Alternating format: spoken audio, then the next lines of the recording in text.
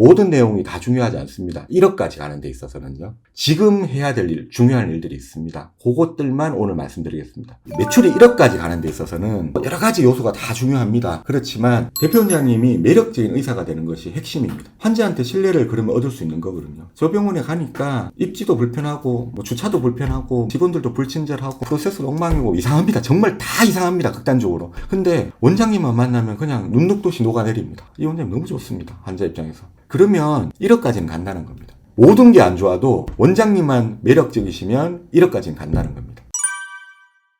네이버 지도 설명글, 사진, 리뷰만 잘 관리하셔도 됩니다. 네이버 지도 보고 오는 거잖아요. 생각보다 괜찮네? 기대보다 훨씬 좋네? 라는 생각을 하게 됩니다. 매력적인 치과에서 하면 한 명 한 명이 확보되면서 그분들 중에서 운이 좋으면 굉장히 부전 효과가 빨리 날 수 있죠. 홈페이지보다 네이버 지도, 설명글, 사진, 리뷰 어떻게 되어 있는지 한번 보시고요. 많은 치과들이 검색되는데 지도에서 몇 개 빨리 보일 건가? 블로그는 상위 노출보다 진정성 있는 글이 중요합니다. 원장님도 블로그 검색하면 3개 또는 5개 정도의 블로그 글이 보입니다. 근데 거기에 나오기에 대해서 집착을 합니다. 상위 노출을 시키려면 대부분의 글이 작업성 글이라서 글 내용이 별로 좋지 않습니다. 초기 개원 병원들은 그런 노출만 됐다고 환자가 오기보다 글을 보고 이 치과가 내한테 맞구나 이런 좀 진정성 있는 게 느껴져야 됩니다.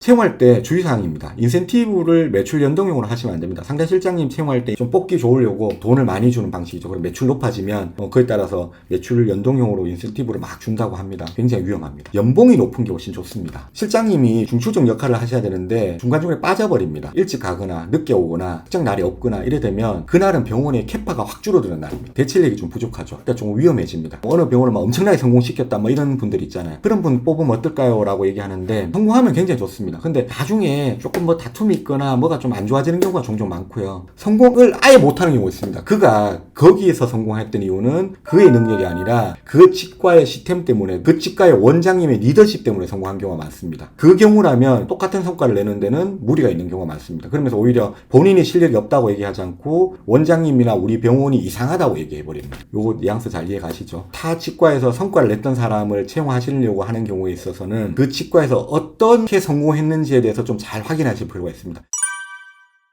내가 소극적이니까 좀 밝고 액티브한 사람이 좋지 않을까라고 할 수 있죠. 상호 보완적 관계 좋을 수 있습니다. 근데 그게 가장 비추천 이유가 초기 병원이잖아요. 매출 1억까지 하는 거잖아요. 계속 이 얘기를 강조하는 게 지금 맞고 나중에 틀리고 지금은 틀리고 나중에 맞는 일이 있다는 겁니다. 매출 1억까지는 비슷한 사람들끼리 모여서 팀워크가 잘 형성돼서 으쌰으쌰해서 가는 게 좋습니다. 1억 한 후에 2억도 해야 되고 3억도 해야 되고 더 큰 목표도 가져야 되는데 그때 후계자가 필요합니다. 진료 외적인 업무로 처리해 줄 사람이 나하고 가장 비슷한 사람을 만들어놔야 일관성이 있으면 유지해 갈 수 있습니다. 근데 나하고 완전 반대 사람이에요. 보완적인 거는 좋을 수 있으나 힘듭니다. 맞추기도 힘들고요. 초기에 진료 보고 환자 막 많이 이렇게 유치하고 하는데도 성향이 다르니까 말하는 것도 불편하고 여러 가지 불편해집니다. 비슷한 사람끼리 으쌰으쌰해서 빨리 가는 게 낫습니다. 위임할 때도 훨씬 더 편해집니다. 나하고 반대 성향 사람은 매출 1억까지 가는 데서는 바람직하지 않다.